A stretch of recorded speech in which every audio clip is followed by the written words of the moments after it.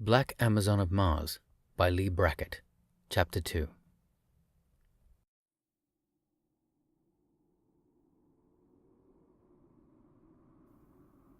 Stark waited until they should tire of their own silence. Finally one demanded, "Of what country are you?" He answered, "I am Colgan Chaka, the man without a tribe." It was the name they had given him, the half-human aboriginals who had raised him in the blaze and thunder and bitter frosts of Mercury. "A stranger," said the leader, and smiled. He pointed at the dead Kamar and asked, "Did you slay him?" "He was my friend," said Stark. "I was bringing him home to die." Two riders dismounted to inspect the body. One called up to the leader, "He was from Kushat, if I know the breed, Thord, and he has not been robbed."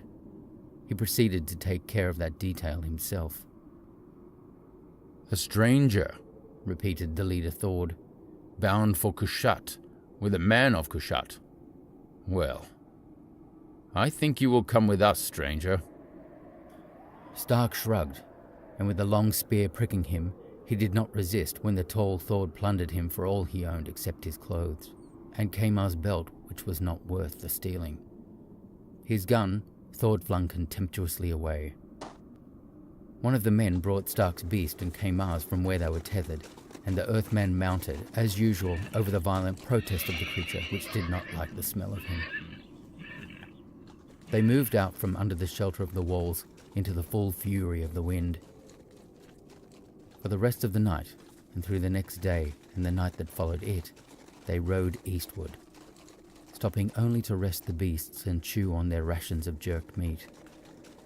To Stark, riding a prisoner, it came with full force that this was the North Country, half a world away from the Mars of spaceships and commerce and visitors from other planets.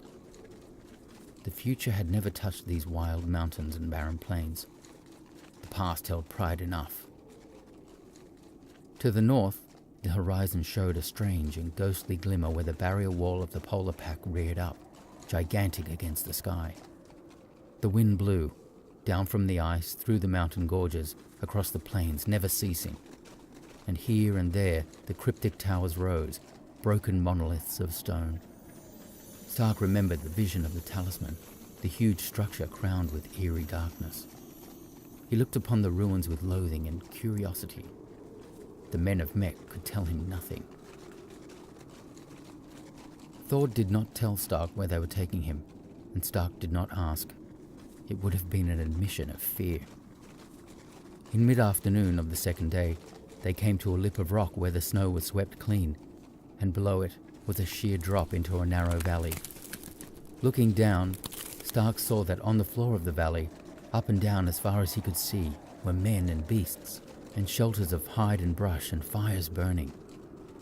By the hundreds, by the several thousand, they camped under the cliffs, and their voices rose up on the thin air in a vast, deep murmur that was deafening after the silence of the plains. A war party gathered now before the Thor. Stark smiled. He became curious to meet the leader of this army. They found their way single file along a winding track that dropped down the cliff face. The wind stopped abruptly, cut off by the valley walls. They came in among the shelters of the camp. Here the snow was churned and soiled and melted to slush by the fires. There were no women in the camp, no sign of the usual cheerful rabble that follows a barbarian army. There were only men, hillmen and warriors all, tough-handed killers with no thought but battle. They came out of the holes to shout at Thord and his men, and stare at the stranger. Thord was flushed and jovial with importance. "I have no time for you," he shouted back. "I go to speak with Lord Ciaran." Stark rode impassively, a dark giant with a face of stone. From time to time, he made his beast curvet and laughed at himself inwardly for doing it. They came at length to a shelter larger than the others, but built exactly the same and no more comfortable. A spear was thrust into the snow beside the entrance, and from it hung a black pennant with a single bar of silver across it, like lightning in a night sky. Beside it was a shield with the same device. There were no guards. Thor dismounted, bidding Stark to do the same. He hammered on the shield with the hilt of his sword, announcing himself. "Lord Ciaran, it is Thord with a captive." A voice, toneless and strangely muffled, spoke from within. "Enter, Thord." Thord pushed aside the hide curtain and went in, with Stark at his heels. The dim daylight did not penetrate the interior. Cressets burned, giving off a flickering brilliance and a smell of strong oil. The floor of packed snow was carpeted with furs, much worn.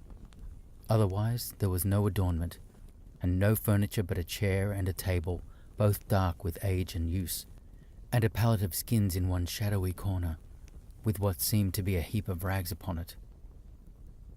In the chair sat a man. He seemed very tall in the shaking light of the cressets. From neck to thigh his lean body was cased in black link mail, and under that a tunic of leather dyed black. Across his knees he held a sable axe, a great thing made for the shearing of skulls, and his hands lay upon it gently, as though it were a toy he loved. His head and face were covered by a thing that Stark had seen before only in very old paintings, the ancient war mask of the inland kings of Mars. Wrought of black and gleaming steel, it presented an unhuman visage of slitted eye holes and a barred slot for breathing. Behind, it sprang out in a thin, soaring sweep, like a dark wing, edge-on in flight. The intent, expressionless scrutiny of that mask was bent, not upon Thord, but upon Eric John Stark. The hollow voice spoke again from behind the mask. "Well?" "We were hunting in the gorges of the south," said Thord. "We saw fire." He told the story of how they found the stranger and the body of the man from Kushat. "Kushat," said the Lord Ciaran softly. "Ah, and why, stranger, were you going to Kushat?" "My name is Stark, Eric John Stark, Earthman out of Mercury." He was tired of being called stranger. Quite suddenly, he was tired of the whole business. "Why should I not go to Kushat? Is it against some law that a man may not go there in peace without being hounded all over the Norlands? And why do the men of Mech make it their business? They have nothing to do with the city." Thord held his breath, watching with delighted anticipation.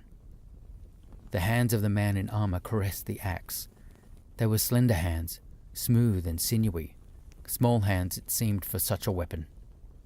"We make what we will our business, Eric John Stark." He spoke with a peculiar gentleness. "I have asked you, why were you going to Kushat?" "Because," Stark answered with equal restraint. "My comrade wanted to go home to die." "It seems a long, hard journey just for dying." The black helm bent forward in an attitude of thought. "Only the condemned or banished leave their cities or their clans.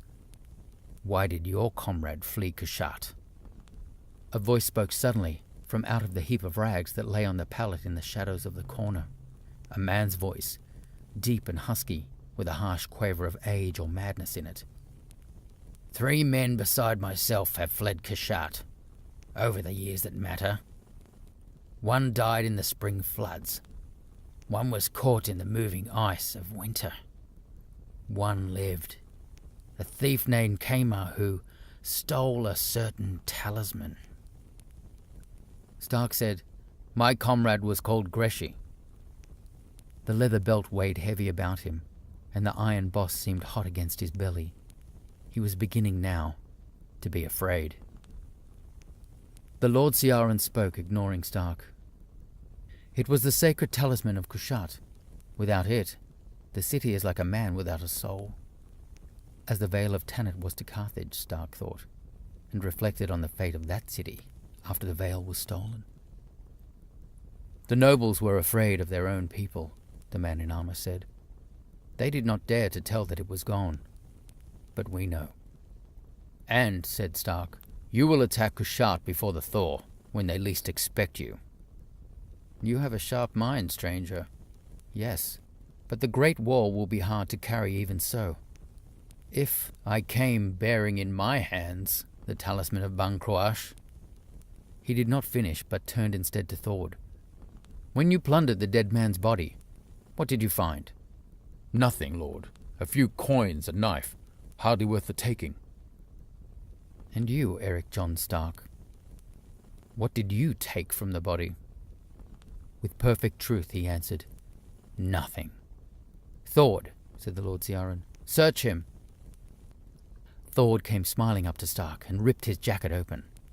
With uncanny swiftness, the Earthman moved. The edge of one broad hand took Thord under the ear, and before the man's knees had time to sag, Stark had caught his arm. He turned, crouching forward, and pitched Thord headlong through the door flap. He straightened and turned again. His eyes held a feral glint. "The man has robbed me once," he said. "It is enough." He heard Thord's men coming. 3 of them tried to jam through the entrance at once, and he sprang at them. He made no sound.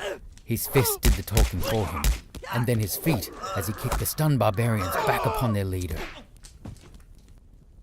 "Now," he said to Lord Ciaran, "will we talk as men?" The man in armor laughed, a sound of pure enjoyment. It seemed that the gaze behind the mask studied Stark's savage face, and then lifted to greet the sullen Thord who came back into the shelter, his cheeks flushed crimson with rage. "Go," said Lord Ciaran. "The stranger and I will talk." "But Lord," he protested, glaring at Stark, "it is not safe." "My dark mistress looks after my safety," said Ciaran, stroking the axe across his knees. "Go." Thord went. The man in armor was silent. Then the blind mask turned to Stark, who met that eyeless gaze and was silent also. And the bundle of rags in the shadows straightened slowly and became a tall old man with rusty hair and beard, through which peered craggy juts of bone and 2 bright small points of fire, as though some wicked flame burned within him. He shuffled over and crouched at the feet of Lord Ciaran, watching the Earthman. And the man in armor leaned forward. "I will tell you something, Eric John Stark. I am a bastard, but I come of the blood of kings. My name and rank I must make with my own hands, but I will set them high, and my name will ring in the Norlands. I will take Kushat. Who holds Kushat holds Mars, and the power and the riches that lay beyond the gates of death." "I have seen them," said the old man with his eyes blazed. "I have seen Bancroash the mighty. I have seen the temples and the palaces glitter in the ice. I have seen them, the shining ones. Oh, I have seen them, the beautiful, hideous ones." He glanced sidelong at Stark, very cunning. "That is why Ottar is mad, stranger. He has seen." A chill swept Stark. He too had seen, not with his own eyes, but with the mind and memories of Bancroash of 1,000,000 years ago. Then it had been no illusion. The fantastic vision opened to him by the talisman, now hidden in his belt. If this old man had seen...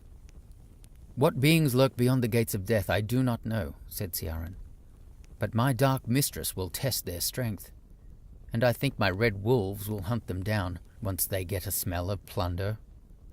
"The beautiful, terrible ones," whispered Ottar. "And oh, the temples and the palaces, and the great towers of stone." "Ride with me, Stark," said the Lord Ciaran abruptly. "Yield up the talisman, and be the shield at my back. I have offered no other man that honor." Stark asked slowly, "Why do you choose me?" "We're of one blood, Stark, though we be strangers."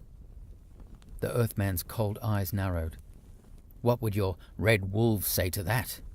And what would Ottar say? Look at him, already stiff with jealousy and fear lest I answer yes." "I do not think you would be afraid of either of them." "On the contrary," said Stark, "I am a prudent man." He paused. There is one other thing. I will bargain with no man until I have looked into his eyes. Take off your helm, Ciaran, and then perhaps we will talk." Otar's breath made a snake-like hissing between his toothless gums, and the hands of Lord Ciaran tightened on the haft of the axe. "No," he whispered. "That I can never do." Otar rose to his feet, and for the first time Stark felt the strength that lay in this strange old man. "Would you look upon the face of destruction?" he thundered. "Do you ask for death? Do you think a thing is hidden behind a mask of steel without a reason, that you demand to see it?" He turned. "My lord," he said, "by tomorrow the last of the clans will have joined us. After that, we must march. Give this Earthman to Thord for the time that remains, and you will have the talisman." The blank blind mask was unmoving, turned towards Stark, and the Earthman thought that from behind it came a faint sound that might have been a sigh. Then, "Thord!" cried Lord Ciaran, and lifted up the axe.